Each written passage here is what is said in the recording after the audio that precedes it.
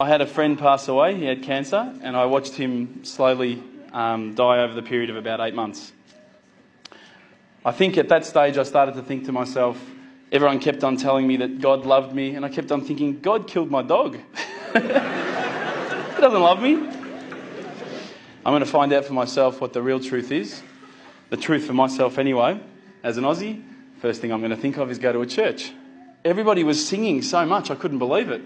I didn't know any of the words that anyone was singing. I didn't know any of the notes to hit or whatever. I felt pretty stupid. Beautiful teachings in the Bible. But I didn't find what I was looking for. And I was working alongside a Hindu. And one of the things that I kept on asking him is, talk to me about all these gods. I don't understand. How come you have to have all these gods? I said, but seriously, bro, what's the deal with the guy with the elephant head? Come on, he's got a few arms, he's got an elephant head. Come on, what's going on there? You've got lions' heads, tigers' heads, eagles' heads. They're all so much better than the elephant's head. Why did he pick that one? And he didn't find it very funny. I also investigated Judaism. But again, after I kept on asking questions, I just didn't find what I was looking for. Then I looked into Buddhism. Now, I really liked Buddhism. I thought this was great. You get to relax. This is not so much a religion of God, but just a good way to live. It's a nice way to live. And I said, look, I've investigated all the religions and I can't find what I'm looking for.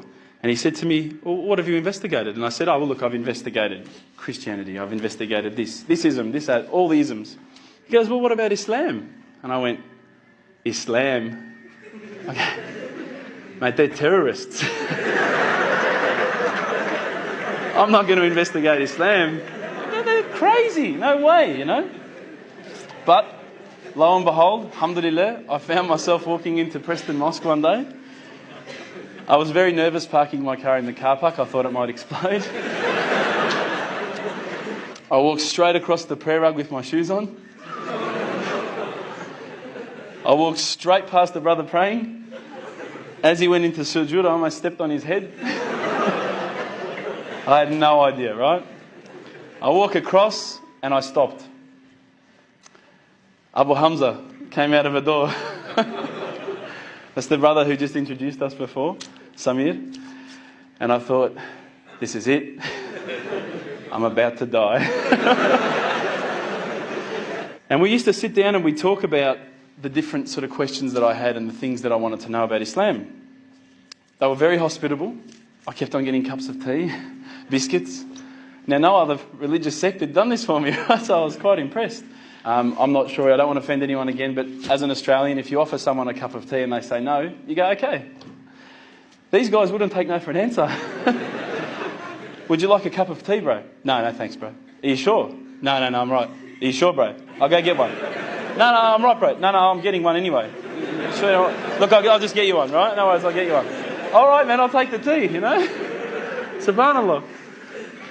When I was sitting down with the brothers from the mosque, when I would say, listen, I don't understand this. What about this? They would never just answer from their opinion. They would always pick up the Quran. They would open it up and it would be they're like human indexes. They would just, bang, page 142, read this. And I would read it and I would go, wow, that's beautiful. And I would say, look, where's all this part about killing people and blowing up cars? And I don't see that. Is it somewhere towards the back that I haven't read it yet? I can't find it. First impressions when I walked in were that these guys were terrorists. And I found nothing but the opposite. I found that they were the most hospitable, caring, nice people. I mean, these are guys that would say, do you need a lift home? Because they saw my car. Do you need a panel beater? Do you need a new motor? I remember speaking to them and they said, look, Islam is not just a religion for yourself, it's also a religion based on a whole social community. So alhamdulillah, I started realising that Islam is not just about each individual, it's also about a community. I also asked questions about the hijab and why couldn't I wear it.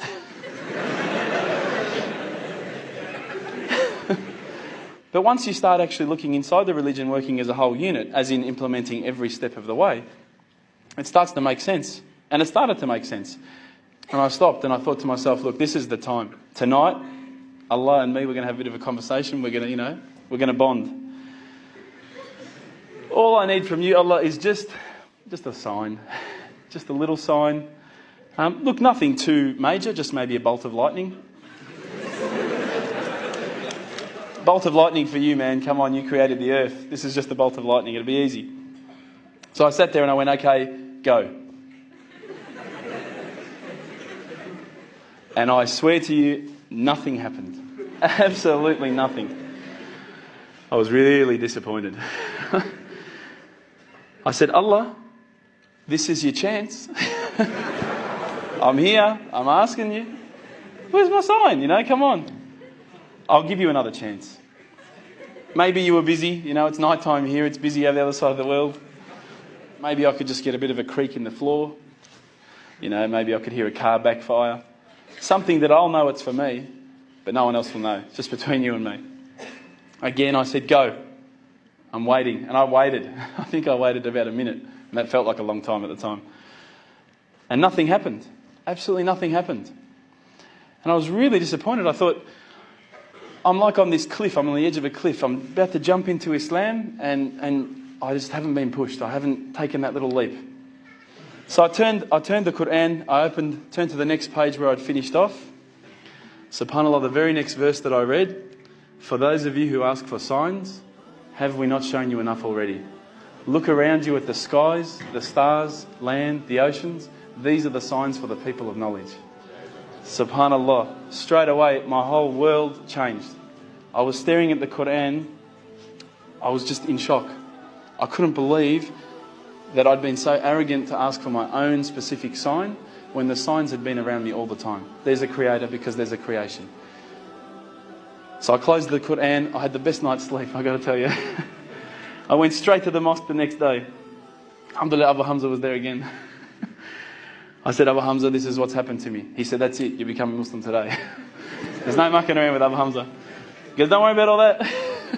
Yallah. So, but when I walked into the mosque, the people just started pouring in. And I went, SubhanAllah, look at this religion. I've been to churches where there's, 20 people, 30 people, 50 people. There was about 1,000 people that night. And I thought, this is amazing. This religion is truly the religion of choice. And then I found out it was the first night of Ramadan. He said, no, you've got to make shahada, we need witnesses. You've got to say these words.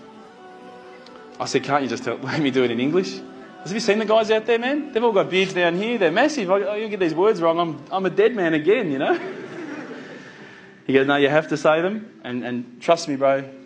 Trust me. And I did. And alhamdulillah, I did. I stood up in front of all the brothers and I to be honest with you, I was looking across this sea of beards. I was mesmerised. I started to say the words and all the fear went out of my body and out of my heart. Ashhadu an la ilaha illallah wa ashhadu an Muhammadan Rasulullah.